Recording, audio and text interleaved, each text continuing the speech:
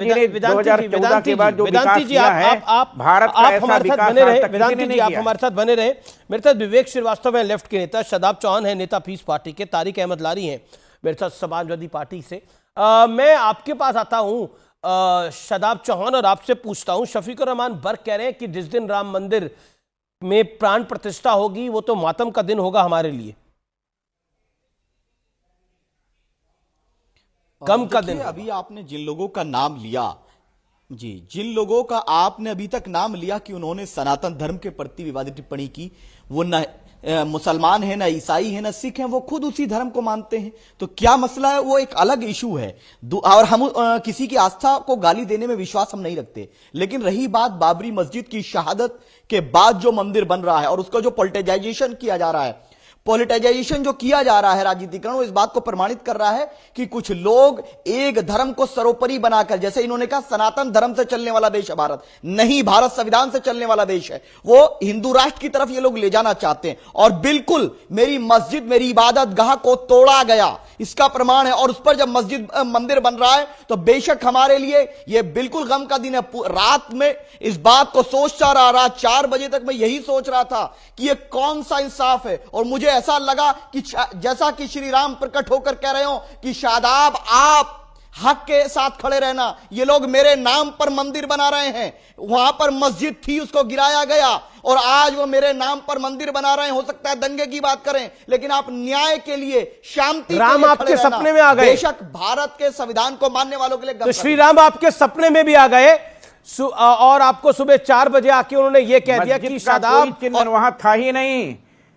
रामविलास वेदांती जी ये कह रहे हैं कि वहां पर मस्जिद थी और प्रभु राम इनके सपने में आ गए। खंबे थे जिसमें हनुमान जी की मूर्ति थी, दुर्गा जी की मूर्ति थी, गणेश जी की मूर्ति थी, 12 भगवान की मूर्ति थी, शंकर भगवान की मूर्ति थी, डमरू के चिन्ह थे, त्रिशूल के चिन्ह थे, ओम के चिन्ह थे, स्वास्तिक के चिन्ह थे, वहां शंख चक्र गदा के चिन्ह थे।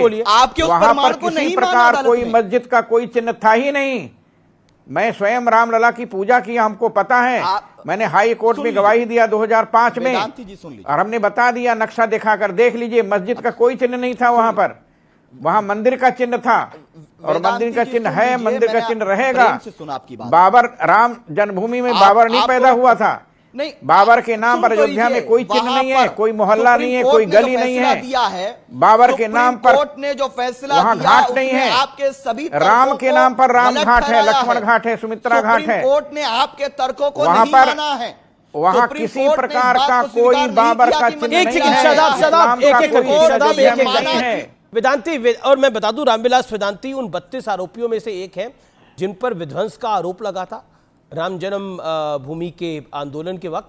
और मैं आपने शादाब आपने बोला देखिए निश्चित तौर पर गम का दिन बनाएंगे, हक है आपका, आप गम का दिन बनाओ। 25 बार जेल गया हूं राम जन्मभूमि आंदोलन में जी, आप गम का दिन बनाओ या कौन सा दिन बनाना चाहते हैं ये आपके ऊपर है। अब तो प्रभु राम श्री राम ने, वेदांती जी, मुलायम सिंह यादव ने, मायावती ने, अखिलेश ने, सब ने हमको जेल भेजा है। मैं जानता हूं कि राम का चिन्ह वहां है, बाबर का कोई चिन्ह अयोध्या में नहीं है। जी, शादाब चौहान, अब तो प्रभु राम सपने में आ गए, अब तो प्रभु राम सपने में आ गए। तो आपको नहीं लगता कि भगवान राम आके खुद कह रहे हैं कि मंदिर का निर्माण हो रहा है तो खुश हो जाओ? मर्यादा, अयोध्या का कोई मुसलमान राम जन्मभूमि का विरोध नहीं कर रहा है, केवल बाहर के आतंकवादियों के समर्थन में, पाकिस्तान के समर्थन में, फिर तथाकथित देश के आतंकवादियों के समर्थन में लोग लगे हुए हैं। अरे क्या राम जन्मभूमि के समर्थन में अयोध्या का सारा मुसलमान है। अयोध्या का कोई मुसलमान राम जन्मभूमि का विरोध नहीं करता, केवल बाहर के लोग, आतंकवादियों का समर्थन करने वाले पाकिस्तानी लोग ही केवल भाजपा का विरोध करते हैं, संघ का विरोध करते हैं, विश्व हिंदू परिषद का विरोध करते हैं। राम जन्मभूमि का विरोध करने वाले देश के षड्यंत्रकारी आतंकवादियों के समर्थक हैं। अयोध्या का मुसलमान कोई राम जन्मभूमि का विरोध नहीं कर रहा है। सब लोग अयोध्या में आते हैं, रामलला का दर्शन करते हैं, किसी के प्रति किसी प्रकार की कोई दुर्भावना नहीं है। जी वेदांती जी, लेकिन आतंकवादियों के समर्थक वाले व्यक्ति ही केवल राम जन्मभूमि के विरोध में लगे हुए हैं। मैं चाहता हूं कि राम जन्मभूमि पर भव्य रामलला मंदिर में जब रामलला की प्रतिष्ठा हो तब ये लोग आए। मैं ओके शादाब कुछ कहना चाह रहे हैं, एक सेकंड, शादाब कुछ कहना चाह रहे हैं। शादाब बोलिए, आपके 30 सेकंड है, मर्यादित बोलिए। जी, जिन लोगों ने बाबरी मस्जिद को शहीद किया, संविधान की धज्जियां उड़ाई, हमारी इबादत गाह को गिराया, वो आतंकवादी हैं, शैतान हैं। और हम अपनी नस्लों को बताएंगे, जनरेशंस को बताएंगे कि भारत के संविधान के मानने वाले लोगों वहां पर मस्जिद को गिरा करके मंदिर बन रहा है। बिल्कुल सुप्रीम कोर्ट का फैसला, लेकिन सुप्रीम कोर्ट ने यह नहीं माना कि वहां मंदिर को गिराया गया। हां, ये वीडियो एविडेंसेस मौजूद है कि मस्जिद को गिराया गया था। और जो लोग आज बड़ी बड़ी लेकिन बातें कर रहे हैं, अब ये रोना रोने से क्या होगा? सुप्रीम कोर्ट निर्णय दे चुका है। देखिए, मुझे लगता है कि एक नेता कह रहा है कि स्वामी प्रसाद मौर्य समाजवादी पार्टी का नेता कह रहा है कि हिंदू धर्म धोखा है। एक समाजवादी पार्टी का नेता कह रहा है कि एक समाजवादी पार्टी का नेता कह रहा है कि हम गम का दिन मनाएंगे। हमने लड़ाई लड़ी। अब और शदाब चौहान, आप जो रोना रो रहे हो, ये कोर्ट में तथ्य देने चाहिए थे। सुप्रीम कोर्ट का निर्णय आ गया है। अभी आपने इस कार्यक्रम में बोला, एक सेकंड, भारत के 22 करोड़ मुसलमानों के लिए, ना भारत के 22 करोड़ मुसलमान ये कतई नहीं चाहते। ये आप चाह सकते हैं, भारत के 22 करोड़ मुसलमान नहीं चाह सकता। Point number 1। अभी आप एक सेकंड ऑडियो डाउन करिए। ऐसे आपने अपनी बात को रखा, आपने 2 बार ही बोला कि देखिए, ये तो संविधान सम्मत चलेगा देश, संविधान चलेगा। तो सुप्रीम कोर्ट भी तो संविधान के दायरे में है। संविधान के दायरे में सुप्रीम कोर्ट का निर्णय आ चुका है। अब रोना रोकर क्या होगा? अब भड़काकर क्या होगा? पॉइंट तो यह है सुधांशु त्रिवेदी, हिंदू धर्म एक धोखा है और गम का दिन मनाया जाएगा। देखिए, पहले तो मैं कहूंगा कि शादाब चौहान साहब, जिसे कहते हैं, वो फिल्म में डायलॉग था ना, भैया जी भावनाओं में बह के ज़्यादा बोल गए। अब कहने लगे भगवान राम उनके सपने में आए। जनाब, अगर भगवान आपके सपने में आ गए और आपने मान लिया उन्होंने कहा, तो इस्लाम से खारिज हो जाएंगे।